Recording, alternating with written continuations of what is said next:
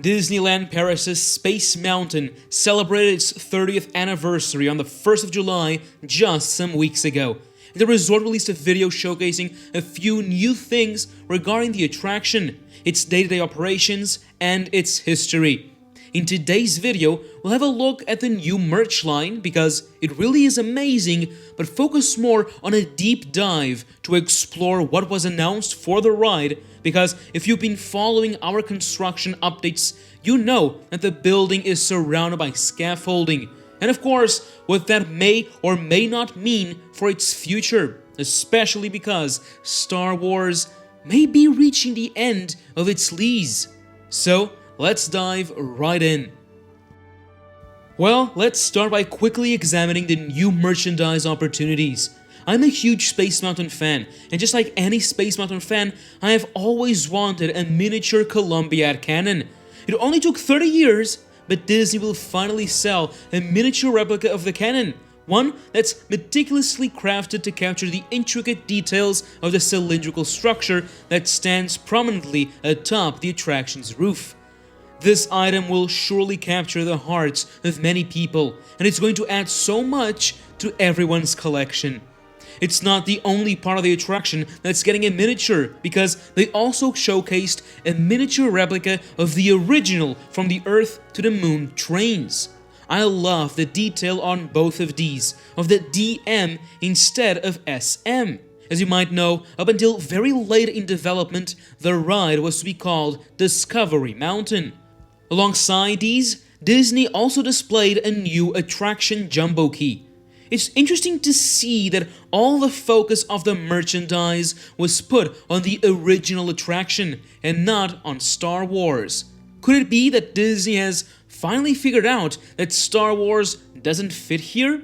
More on that later. With that out of the way, let's now move to the more important part of what Disney announced. As I said before, we've been following the evolution of the works happening all around Space Mountain since they first began in the fall of last year.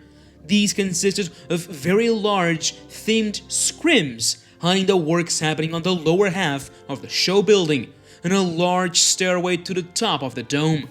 Back then, I said the rumors were that Disney was installing a brand new lighting package, which made complete sense seeing how unreliable the old lights were as they were outdated technology. It wasn't until this month that Disney actually first said anything about what this project is, and it was more than I was expecting. Disney said that in celebration of the 30th anniversary of this iconic Discoveryland attraction in 2025, the Walt Disney Imagineering Paris and the design and delivery teams are currently developing a brand new light concept for the exterior of Star Wars Hyperspace Mountain. The project, which began nearly 2 years ago, is taking shape a little more each evening, with a gradual replacement of over 640 luminaires, requiring over 17 kilometers of cabling, the modernization of technical equipment, the repainting of the roof, and the creation of new technical access points to facilitate maintenance operations. Once completed, this upgrade will deliver a breathtaking experience, not only for passengers aboard Star Wars Hyperspace Mountain, but also for all Discoveryland guests, who will be able to enjoy the stunning light effects generated each time a vehicle launches. To successfully complete this project, the teams also had the opportunity to work with a lighting designer who worked on the original 1995 attraction, as well as restoring the attraction's majestic roof to its original splendor. The new lighting will feature all new effects to enhance this iconic Discoveryland landmark. So there's a lot of important information there. We now have it confirmed that a new incredible lighting package is being installed, and that it will move and change all throughout the night every time a vehicle is launched from the cannon to the moon. The several video renderings give us a clear idea of what to expect, and as you can see, every single light on the dome is programmed to play an important role in this mini-show of sorts that follows every single launch. However, there are different programs for each train, making every launch unique. the pulsating energy emerges from the cannon and wraps all of Space Mountain. As the trains make their way up, a strong light beam turns on, illuminating the path to the sky. The circular neon rings, which are now in the process of being switched, also change. Once the train enters the building, in the specific version of the show, the mountain becomes darker and a few searchlights begin moving on top of the dome. I really like this dark blue. It reminds me of how the mountain looked like 30 years ago during its grand opening. Again, this is one version and there will be others. For example, it looks like once a new train is shot after the show we just saw, the lights become much warmer and a more classic bronze-colored show takes place. Alongside this brand new lighting package, Disney has also said they will be bringing the roof to its original splendor by repainting it, which means the centerpiece of Discoveryland will look its best both during the night and during the day. I personally believe this is incredible and will add a lot to the night kinetics of the whole land, but also to the attraction itself. However, that all gets thrown out of the window the moment you step foot into the queue and the faint Star Wars music in the background can be heard.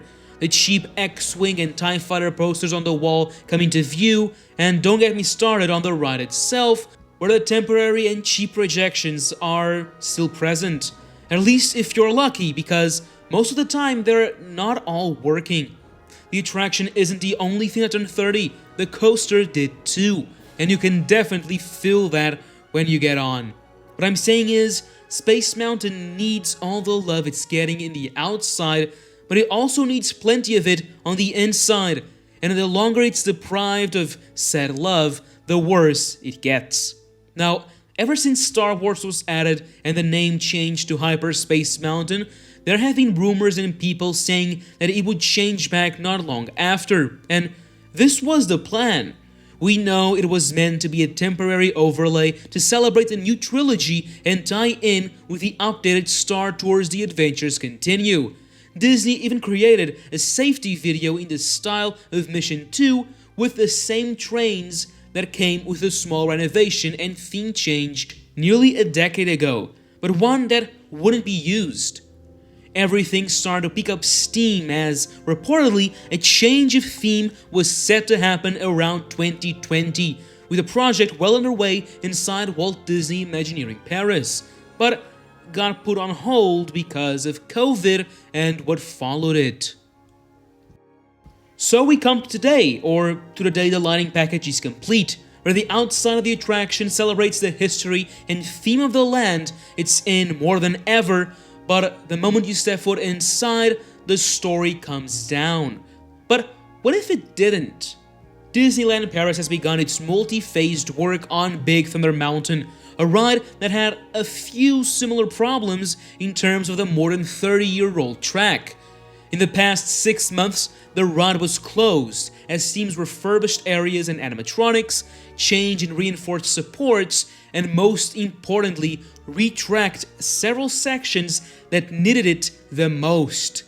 Back when this refurbishment was just rumblings, it was said that Space Mountain would follow, due to it being in dire need of a major refurbishment of its own. And now, this makes more sense than ever. Next year, Big Thunder Mountain could see yet another 6-month refurbishment, the Phase 2 of the project, and I could see Space Mountain following suit. Let's shift our focus to another topic for a short while: Disneyland Paris park novelties.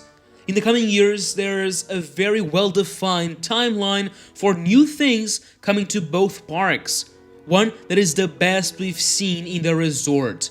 In 2026, Disney Adventure World will open, being the biggest single event in Disneyland Paris history since the opening of the Walt Disney Studios park. It will bring new areas with Adventure Way, Bay, and Frozen, entertainment with a lake nighttime spectacular and more, 2 new rides, Frozen Ever After and Tangled, and much more. In 2027, the resort will celebrate its 35th anniversary, and with it we can expect a lot of new activities, entertainment, and even a new ride with a second flat themed to Up, opening in Adventure Way.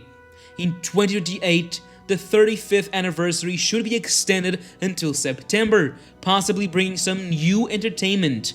And in 2029, the second major addition to Disney Adventure World opens with The Lion King. As you can see, there's a lot happening in the next 4 years in Disneyland Paris. But one of those years is lacking quite a bit in comparison with the others, this being 2028. If Big Thunder Mountain completes its refurbishment in 26, the year following, the teams could shift their focus towards Space Mountain. Refurbishing the attraction won't be easy, but it depends on how big the project would be. I'm talking partial or complete retrack of the coaster, removal, addition, or changing the large set pieces. There's a lot to be planned and actually done either way. Let's say that the ride closes in January, and the project isn't split in two like Big Thunder Mountain. We could be looking at a 2028 reopening, which should be right in time for a great novelty not only for the resort but for the Disneyland park. A park that is dying for something new. So far, this is just my speculation, sprinkled with a few rumors from public sources. And we've been wrong before, but the cards are in place, and there's nothing preventing it from happening. Space Mountain from the Earth to the Moon lasted 10 years. Mission 2 replaced it in 2005, and that lasted 12 years. Hyperspace Mountain opened in 2017, and has so far been there for 8 years, but would be gone in 2027 under my little theory, lasting a total of 10 years. In a park where novelties are worth more than gold, Space Mountain has been there to take that role. It did so in 2005, and again 12 years later. Could it happen once again? That's it for today. What do you think about the new lighting package? And what theme or mission would you want to see come to Space Mountain? Let me know down below. And now, as always, thank you for watching, and that's a wrap.